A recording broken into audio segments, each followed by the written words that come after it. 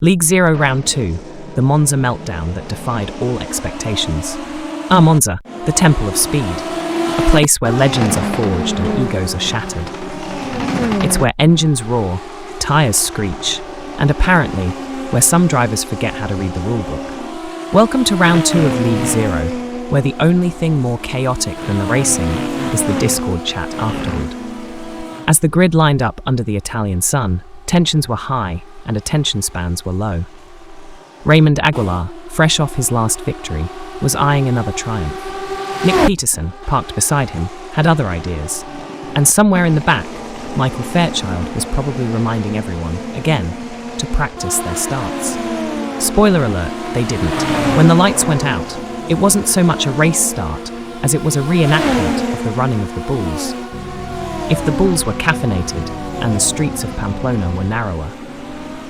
Aguilar got off the line well, but Adam Merchant had other plans, overtaking him for P1 before the first corner. It was as if Adam found an extra gear, or perhaps a shortcut, that the rest of us mere mortals weren't privy to. Behind them, chaos ensued. Nick Peterson and Felipe Sarkis decided to have an early tussle for P3, swapping positions like two kids fighting over the last slice of pizza. Meanwhile, Jaden Calloway, seemingly inspired by a stealth mission, slipped past both of them into third place. Over on Twitter, @RaceFanatic joked, "Is Jaden using invisibility cloaks now? Because I didn't even see him coming." In the midfield, Cameron Dance was on a mission. After overtaking Michael Fairchild for P16, he sliced through the pack with the precision of a surgeon and the haste of someone who just remembered they left the oven on. He even overtook Gareth McAllister for P13, prompting someone on Discord to quip, "Cameron's dance moves are on point tonight." But not everyone was having a waltz. Christian Gritzko ran into trouble in Sector 1, perhaps distracted by the scenery, or maybe by the realization that he'd left his talent back in the paddock. And then there was Robert Nobles and Gail Rolls, engaged in a battle that could only be described as a comedy of errors. Gail, ever the dramatist, later exclaimed on Discord, "Brother, where's my rear wing gone?" To which Antonio Bianchi, with the empathy of a traffic warden, replied, "I added 4L of fuel, lol." Yes, the great Monza setup debate. Gail was convinced that someone had sabotaged his car, lamenting that the extra fuel made his machine feel like a shopping trolley with a wonky wheel. Antonio, ever helpful, suggested it was a skill issue. The banter escalated faster than Gail's lap times weren't, with Gail retorting, "I'm losing my mind. How is an extra 4 litres making such a big difference?" The consensus? Maybe it was time for Gail to consider that the problem existed somewhere between the steering wheel and the seat. Back on track, pit stop pandemonium was in full swing. Cameron Dance, perhaps inspired by his own last name, decided to pit on lap 4, 1 lap before the window opened. As the stewards furiously flipped through the rulebook, Cameron defended himself in Discord. "I swear you said if you come out of the pit lane on the lap that the window is open, you are fine." Antonio clarified, in the most convoluted way possible, that drivers must enter the pit lane on or after lap 5. The discussion that followed was about as clear as a foggy night in London. One driver suggested, "Maybe we need to rewrite the whole rulebook in crayon so everyone understands." Up at the front, Adam Merchant was in a league of his own. He maintained P1 as if he'd paid for a private track day, and the others were merely spectators. Behind him, however, was a duel for the ages. Raymond Aguilar and Jaden Calloway swapped P2 back and forth like it was a hot potato. On lap 22, Raymond seemed to have the upper hand, but then ran into trouble in Sector 3. Rumour has it, he saw a particularly captivating billboard and got momentarily distracted. Regardless, he ended up finishing P13, leaving fans scratching their heads. As Petrolhead Pete tweeted, "Did Raymond take a detour to the pits for gelato?" Felipe Sarkis capitalised on the mishaps to secure P3.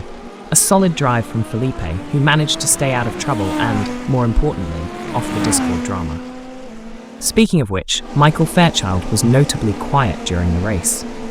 Perhaps busy pondering why his advice on practice starts hadn't translated into better finishes. Finishing P13, maybe it's time he starts practicing his endings as well. Elliot Corte had an eventful day, to say the least. After an early off-track excursion that saw him wrestling his car back onto the asphalt, he clawed his way up to finish P4. A commendable effort, though one has to wonder if he enjoyed his scenic tour of Monza's runoff areas. In the battle of the mid-pack, Nick Peterson and Cameron Dance continued their on-track tango for P7. Swapping positions multiple times, it was racing at its finest, or most entertaining, depending on how you look at it.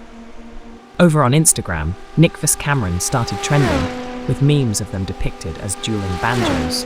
As the race wound down, the stewards were busier than ever. Penalties were handed out like party favours at a particularly unruly birthday bash. Cameron Dance received a 10-second penalty for his premature pit stop.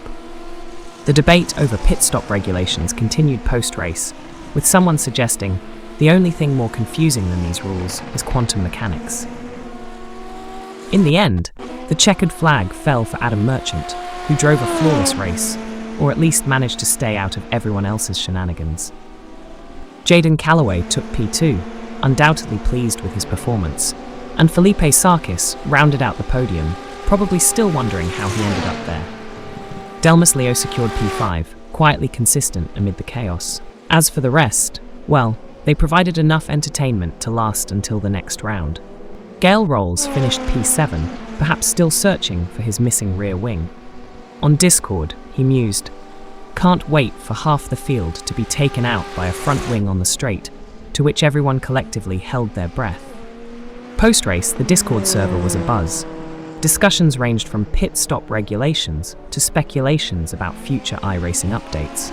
Antonio teased, "Future evolutions of debris refresh set a foundation for additional tyre-related features, such as puncture damage." Gale responded with appropriate horror, "Damn, we're gonna die." All in all, it was a race that had everything: speed, strategy, drama, and a healthy dose of comedy. The drivers may need a stiff drink after that one, or perhaps a group therapy session. As for the fans, they got their money's worth, and then some. Until next time, keep your car on the track, your pit stops timely, and please, for the love of racing, read the rule book.